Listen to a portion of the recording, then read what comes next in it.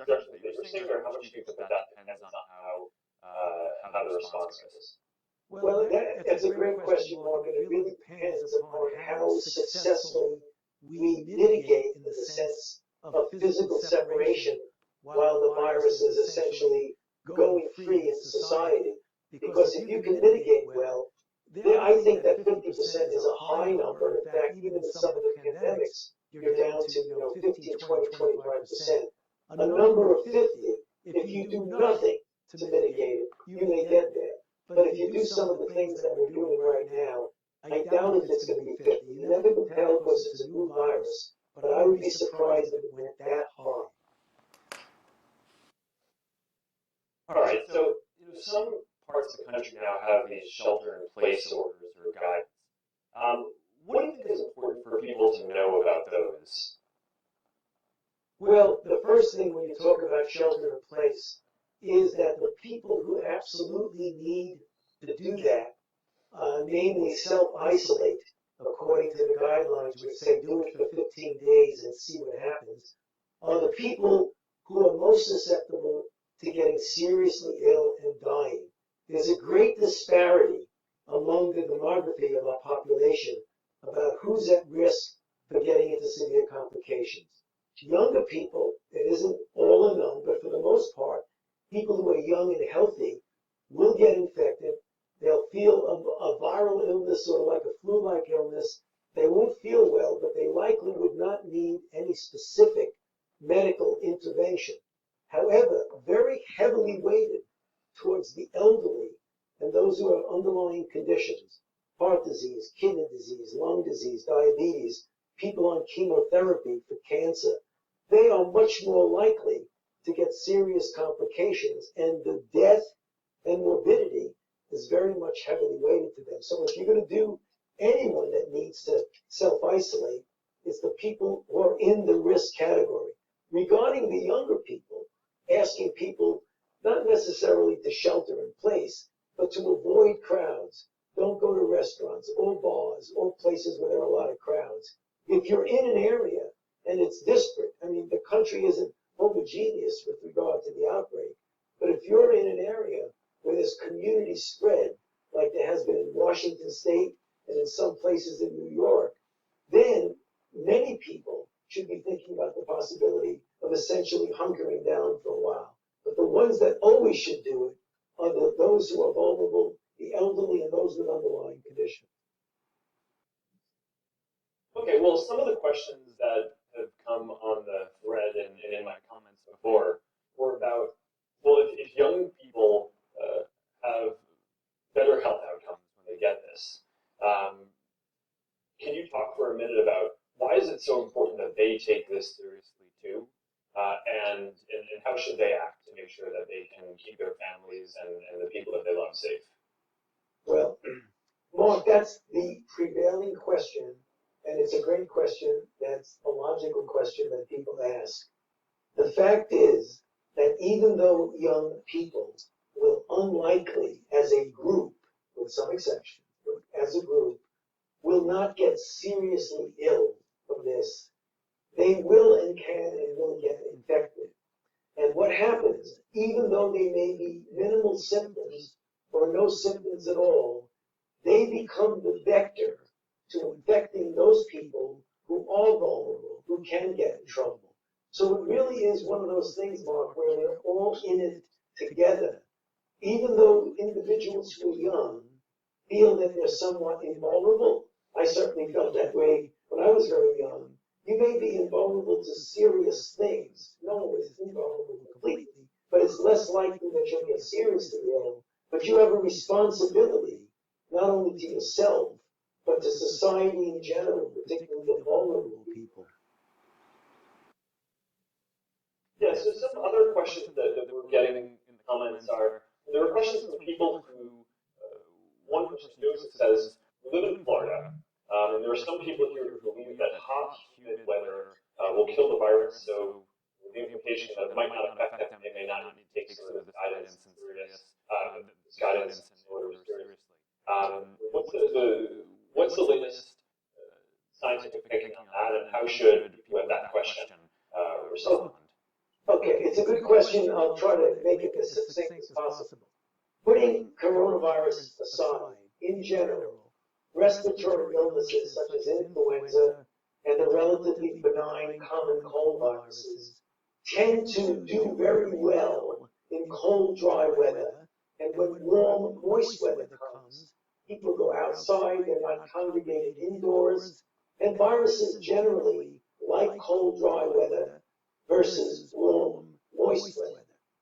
That is a fact, but we have no idea, since this is a brand new virus, whether this virus is going to follow that paradigm, and whether or not when it gets warm in the northern hemisphere, I live in Washington, it's, we're just at the end of our winter, the beginning of spring, we cannot absolutely expect it's going to go down, although most of the time with other viruses it does. So when someone in California says, in general, viruses don't do very well, the fact is you really got to be careful because you're dealing with a unique virus whose characteristics and behavior are unclear to us right now. All right, so you talked a little bit about the projections, but a lot of people are asking, what should we expect over the coming weeks and months ahead? How long should we expect these kind of orders to be in place? How long should we generally expect that to be on high alert for? Anything that you can give in terms of guidance for what people should expect in the weeks and months ahead, I think would be useful. Yeah, that's a good question, Mark. I mean, when the guidance and the guidelines and the suggestions were put out officially from the government, it was set as a 15-day period. That does not mean it's only going to be 15 days. It means at the end of 15 days, we'll reevaluate and see if what we've done have had any noticeable impact and is it worth going on. I would project personally, though it's always dangerous to make these kinds of projections, that we will go longer than 2 weeks. Because if you look at what the virus has done in other countries, it doesn't just turn around over a week and a half or two. It tends to go up. The stronger your mitigation activities are, the less the impact will be. But I believe it likely will be more than just 2 weeks. And what do you think the likelihood is of another wave of this, either in the fall or later? So maybe we'll get this outbreak under control, but what are you worried about, or what do you project and expect there? Okay. What I certainly would like to see is what happened with SARS. You remember back in 2002, the severe acute respiratory syndrome, SARS, which originated in the Guangdong province of China, had about 8,000 cases and about almost 800 deaths for a mortality of about 10%. When public health measures essentially suppressed it, it disappeared. It never came back. I'm afraid, Mark, that this virus is going to be a little bit different. Even though it's the same category of coronavirus, it spreads too efficiently. So what I would think is likely, not inevitable, but likely, that once we suppress it, and we will get over this massive outbreak that's global. Once we get by it, it is conceivable and maybe likely that when we get to the next season, we may see another blip of this. But it would really be different, and I'll tell you why it's different. Because a certain percentage of the population will already have been immune, a bit of what we call herd immunity. We likely by that time will have tested a number of drugs. Hopefully some of them will be effective in treatment. And as I mentioned, just a couple of days ago, we started a vaccine trial, and we hopefully within a year to a year and a half would have a vaccine. So although we're preparing and maybe expecting for it to come back, it's not going to come back in the same circumstances as it first came. Sure, and I want to get to the vaccine and other potential therapeutic strategies in a few minutes. But before we get to that, just as you're thinking about it, as people start coming back to work, going back to offices, doing events again, we're talking about potentially another wave in the fall or in a fall season. But what is going to prevent it from just flaring up again as soon as people just go back to living the way that they were before? Right. That's a good question, and I have to, as I always am, Mark, quite obvious that something that we need to feel as a possibility. So we're going to test that. In fact, even as you and I are speaking here, it's being tested because China went way up and they really locked down. I mean, if you want to talk about locking down, see what China did. I mean, they essentially shut down entire cities of 10 to 20 million people. And they did it, and the epidemic in their country went way down to practically nothing. There are less than a handful of new cases yesterday in China. Very, very few. What's happening now is the Chinese are reconnecting their society. They're coming out from hunkering down. They're coming out from locking down. If we see another blip in China, that will be ominous, because that will mean that if you lock down and you prevent a big blast of infection, there's a chance you may have a rebound. But we're watching very closely what's going on in China now, because they're getting back to normal. They're trying to get back to normal. That makes sense. So as part of the public health response, what has been the biggest issue with rolling out testing?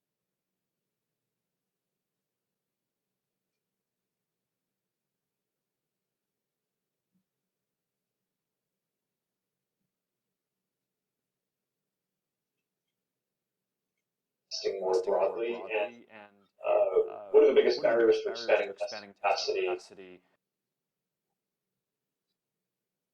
going forward here? Well, going forward, it's the good news. What's happened is, sobering and unfortunate, in that the original system that was put into place for these kinds of responses was not really suit institutions in the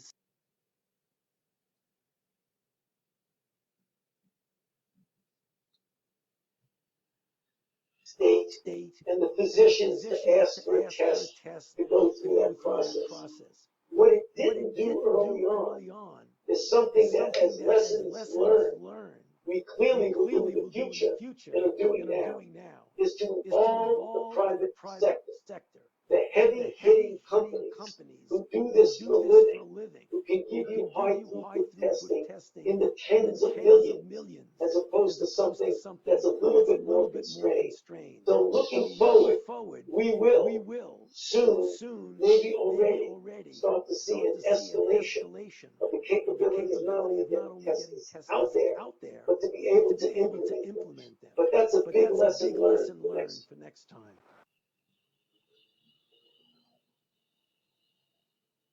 Tests out there, but to be able to implement them. But that's a big lesson learned for next time.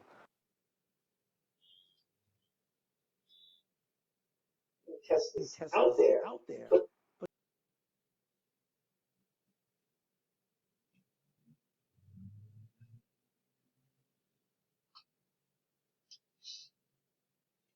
Are those the projections that you're seeing, or how much do you think that depends on how? And that the original system that was put into place for these kinds of responses was not really suit institutions in the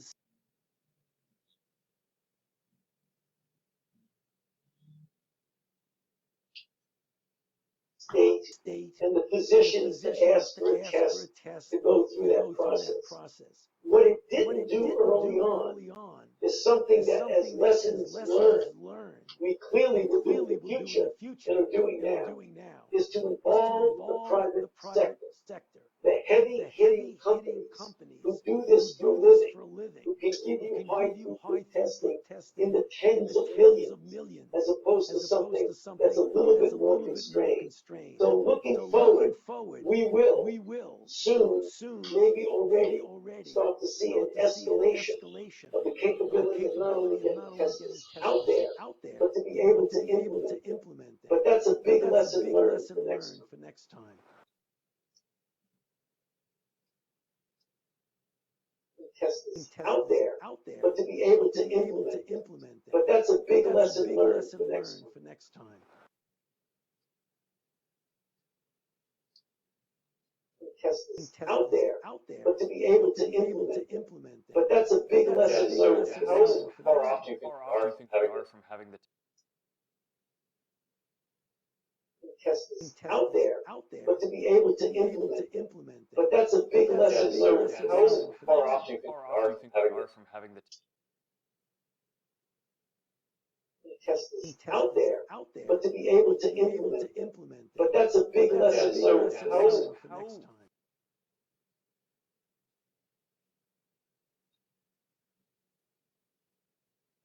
and seeing, I think that the right people are in the right place doing that right now.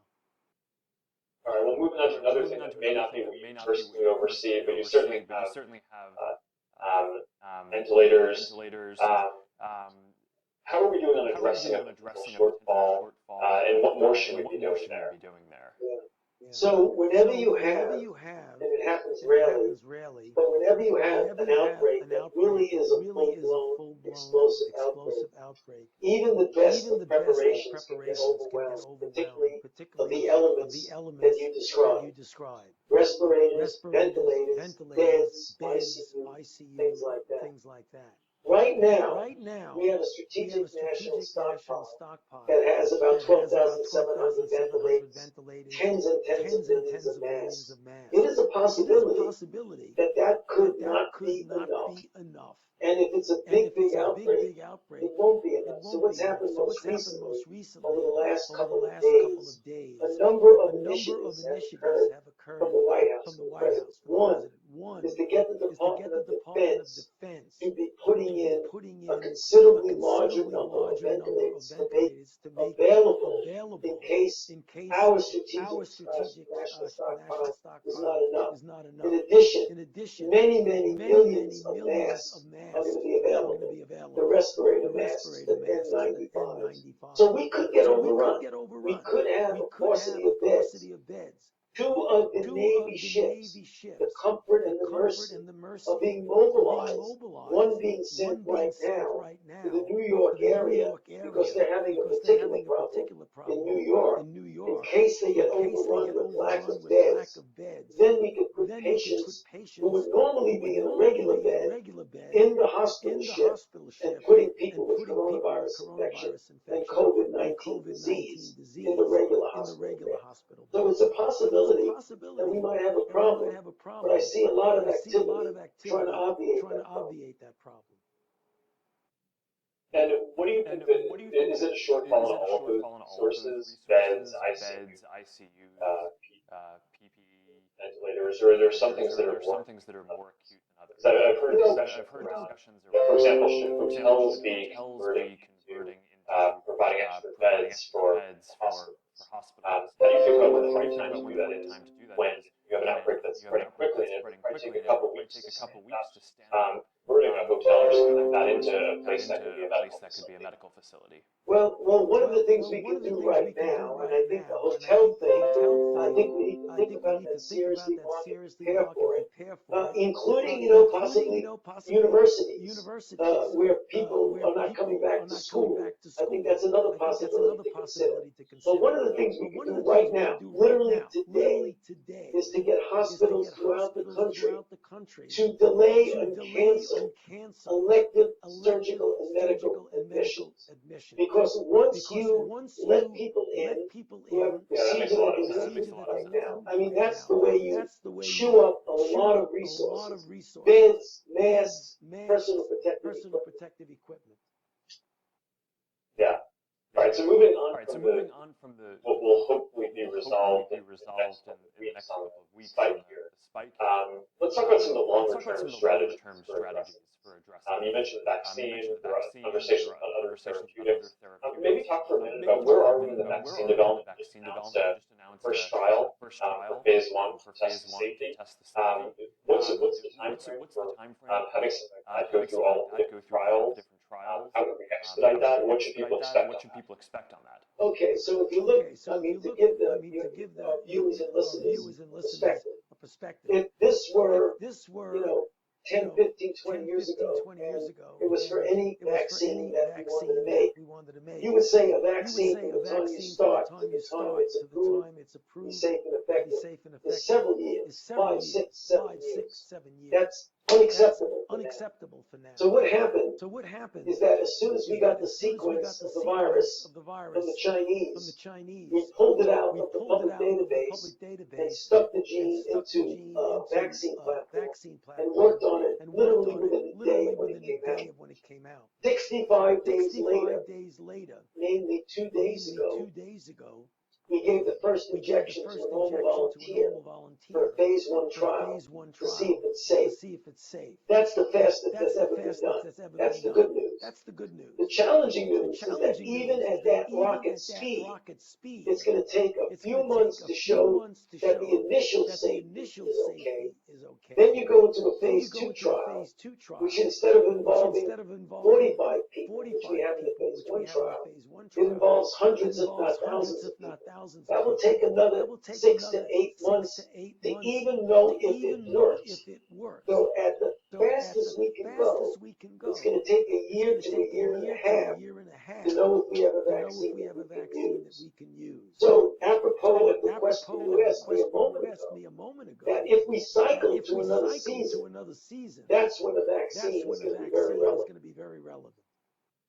So one of the questions that I've heard from a number of people is doing the safety trials, obviously, incredibly important. You want to make sure that you're not injecting people that could be but once you have that, why not push harder on rolling it out more aggressively? If you don't know exactly how effective it is, what's the public health rationale and thinking behind prove that it's extremely effective before rolling out something that is safe. Okay, that's a good question. The initial safety study, Mark, is to see if I inject it in the arm, does it have some sort of idiosyncratic or bad reaction? There's another element to safety, and that is if you vaccinate someone and they make an antibody response, and then they get exposed and infected, does the response that you induce actually enhance the infection and make it worse? And the only way you'll know that is if you do an extended study, not in a normal volunteer who has no risk of infection, but in people who are out there in a risk situation. This would not be the first time, if it happened, that a vaccine that looked good in initial safety actually made people worse. There was the history of the respiratory syncytial virus vaccine in children, which paradoxically made the children worse. One of the HIV vaccines that we tested several years ago actually made individuals more likely to get infected. So you can't just go out there and give it unless you feel that in the field, when someone is getting infected and exposed, being vaccinated doesn't make them worse. That's why you got to do a trial. Yeah, that's important. That's important out there. So with that context, these extended trials, you're doing heroic work, the vaccine candidate tested.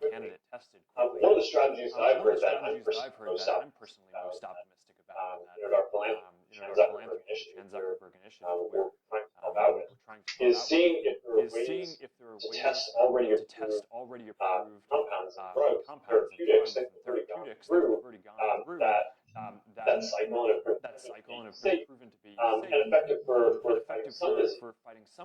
To see whether any of those compounds or drugs could be effective for either preventing or treating the symptoms of this coronavirus. So what do you think needs to happen in order to run through that process? And I've talked to a lot of scientists now who basically all have hypotheses of compounds or things that they'd love to get tested.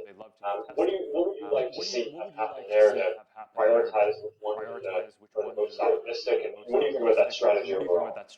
Well, it's a great question because it's exactly happening, and I like the strategy. So there are a number of already approved drugs, or drugs that have been developed but almost approved, not quite approved, that are now being looked at because of initial either in vitro or animal data work suggesting that they may be helpful. Give you some examples. There's a drug called remdesivir, which is a drug that was developed by Gilead as an antiviral. We tried it in Ebola. It didn't work as well as some of the other drugs, but it's there. What we're going to do now is that clinical trials going on right now, both in China and in the United States, to see if it works. It's likely that one or more of these drugs, and there are several, are going to be out there to see an already developed drug if it can work. Another one is interesting. There's a lot of buzz on the internet about this, and that is a drug called chloroquine or hydroxychloroquine, which is a drug that's been approved for decades. Very cheap, used in malaria, used in malaria, and used in certain autoimmune diseases like lupus. There's some indication in the test tube that it might have some activity. The FDA said today that they are going to see if we can do some expanded use access, that in people who might want to use it off-label, namely since it's an approved drug. So your point is extremely well taken. One of the immediate ways for treatment is to look at drugs that you want to repurpose. While you're doing that, you want to start developing drugs de novo that are specifically targeted to the coronavirus itself. Those things will go on simultaneously.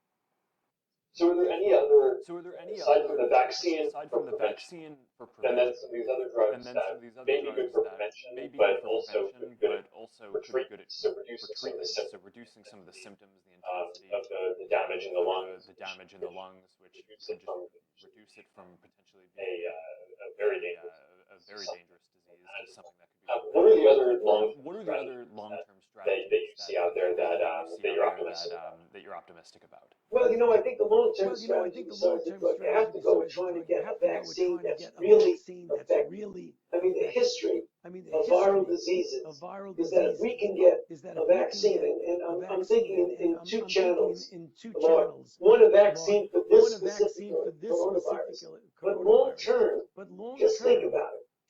Since 2002, we've had 3 outbreaks of coronaviruses. SARS, which I mentioned a moment ago, MERS, the Middle East Respiratory Syndrome, and now this novel coronavirus. We should be and are and will be making a universal corona vaccine, which means you can make a vaccine that will be protective against any kind of coronavirus if you get it to make a response that's common to all of them. The same sort of thing that we've been doing for the past couple of years, trying to develop a universal influenza vaccine. To me, that's the best long-term goal for this. Got it. So I want to take the last 5 or so minutes that we have to take some questions from the thread. And a lot of people have specific questions about health information themselves. So maybe we can go through this. Okay. Robert asked this question. If you test positive, when is it okay to interact with others? Okay.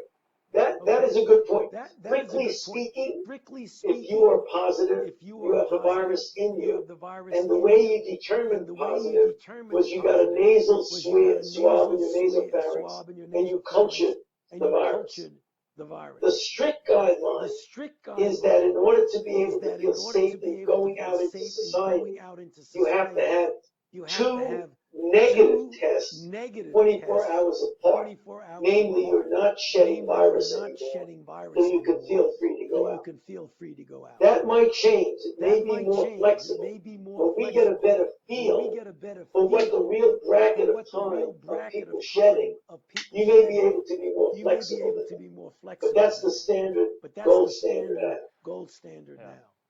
So one of the questions I've seen asked by a lot of people is, one of the maybe more positive properties here is that it doesn't seem to have severe effects on children under the age of 9, which is good news. But then a lot of people wonder, okay, so children don't seem like they're affected. Are they carriers, essentially? Or do they just basically just run through them like a common cold, and then once they're done with it, then they're not spreading it either? I think that's a good thing to clear up. Well,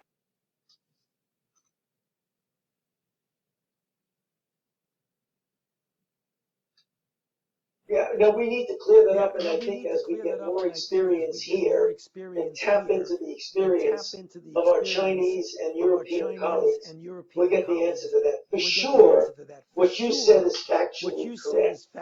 Children don't seem to get sick with this. The real question is, do they get infected? And from an infectious disease standpoint, I would predict that they do get infected, but they have such a mild illness that you don't notice that they're infected, or they don't show any symptoms. The easiest way to find out is to do broad screening of children and figure out, are they really infected and asymptomatic, or are they not getting infected? I tend to believe that they're getting infected, but something about their system, the receptors in their lung, the nature of their immune response, is making it that they are not getting symptoms.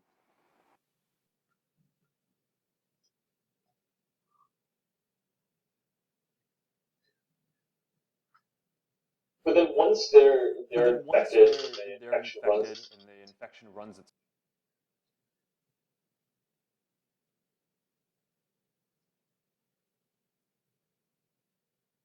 course and they're done. Then my understanding, and correct me if I'm wrong, but I think that this is important for people.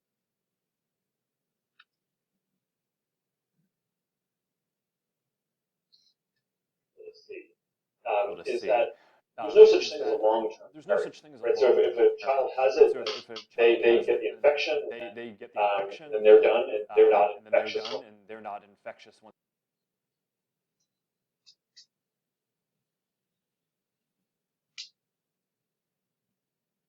When kids get infected, clear the infection, and then are a source to others. Even though it hasn't been formally proven, it's highly suggested that that's not going to be the case. Yeah, and a similar question that I have here from Ladar is, you get reinfected by the coronavirus if you've already had it. Again, that hasn't been formally tested, but it is every reason to believe that this virus, when it comes to an immune response and long-term immunity, that it's not acting any different from any other virus. So I would project that once you're infected and you recover, that if you get exposed to this exact virus, you will not get reinfected. Remember, there are many different kinds of coronaviruses, but the one that infected you, you should be protected against. All right. Well, I want to. Conscious of our time. Is there anything that we didn't get a chance to talk about that you want to make sure that we address here? You know, I think we spoke about it indirectly, Mark. But I would like to make a plea to the young individuals who are watching, the people, adolescents, teenagers, people in their 20s and 30s, who we've mentioned and pointed out are so much less likely to not get a serious consequence of infection. So please understand that you will play a major role in ultimately containing this infection by not being careless and avoiding and not listening to the recommendations of physical separation. Please, because you are an important part of this whole process. Great. And is there, as a closing thought, is there any source of information that you would point people to? I mean, a lot of the questions that I've gotten here are, what's the best source of information? There's a lot of information on there. What do you think people should go look at and rely on to get information on this going forward? Yeah, there's two websites that overlap with each other. You can access one from the other. One is cdc.gov, but if you want to directly go to coronavirus information, just dial in coronavirus.gov.